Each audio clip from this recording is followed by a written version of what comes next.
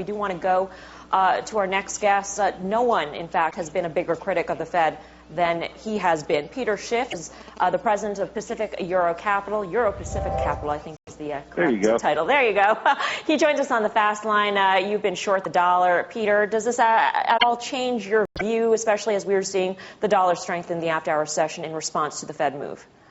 Not at all. I mean, first of all, you're talking about a quarter of 25 basis points. I mean, rates are still much, much too low. I don't think this is going to be the beginning of a significant Fed tightening. I think they're still afraid to raise interest rates to levels that are appropriate. I think they're still trying to artificially prop up the economy. I think, given the hot CPI number that came out today, maybe there's going to be an even hotter CPI number tomorrow. The Fed maybe felt that they had to do something, and I think this is trying to buy some time. I think it's a very cheap way of trying to pretend that they're going to get aggressive, that they're getting hawkish. But I think it's all bark. I don't think there's any real bite here. And, if people are stupid enough to buy the dollar into this, in the short run, the dollar could strengthen a little bit, but I don't think there's any long-term strength here. Peter, you make an interesting point, and the conspiracy theorist in me says maybe there will be a hotter than expected CPI number to follow tomorrow, since the Fed seemed to come out with this today. No, but Peter, go ahead. I mean, okay, so you say this is a one-off and they're not being responsible. We'll take that for now. But let's say a month down the road they make a similar move. At what point do you say, you know what, I've been wrong about this Fed. They are trying to be responsible. Maybe I have to look at things differently. Well, raising points, in quarter-point increments and baby steps, that's how we got into this mess. If they were really being serious, they would be raising 100, 200 basis points.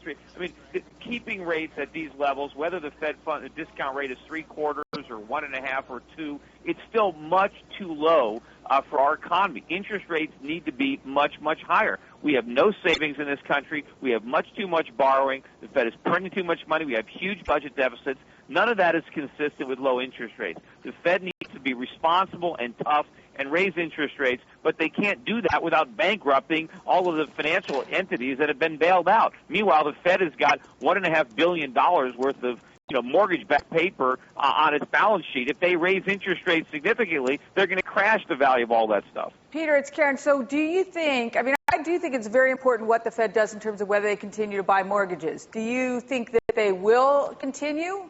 And if they do stop, doesn't that really give some credence to their showing some sort of restraint?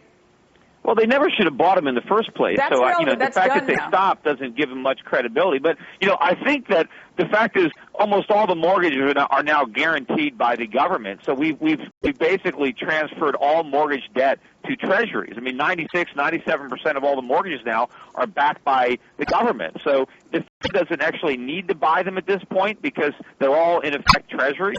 Although at some point they're going to have to buy them because no one will want treasuries either. Hey, Peter, but, there's no private money that's going to go in that's going to fund mortgages because prices are too high. There's too much risk in mortgage lending. The only one dumb enough to lend is the U.S. government or the Fed because it's not their money. Peter, while I have you talking on treasuries, the true arbiter of this move tonight might just be the treasury market. Where do you see that market moving in the wake of this?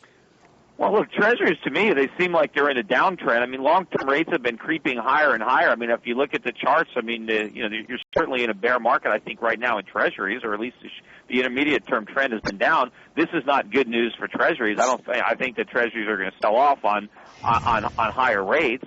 And ultimately, the U.S. government is in a very precarious position because we've got the mother of all adjustable rate mortgages. We've got a $12 trillion national debt, not counting the off-budget items or the agency debt. We're going to go $2 trillion more into debt in the next year, and a third of the debt comes due in the next year. The entire maturity on the debt is probably under 3 years. So as interest rates start to move up, the cost of servicing this debt goes up and up and up, just like for people who had the teaser rates expire on their subprime mortgages.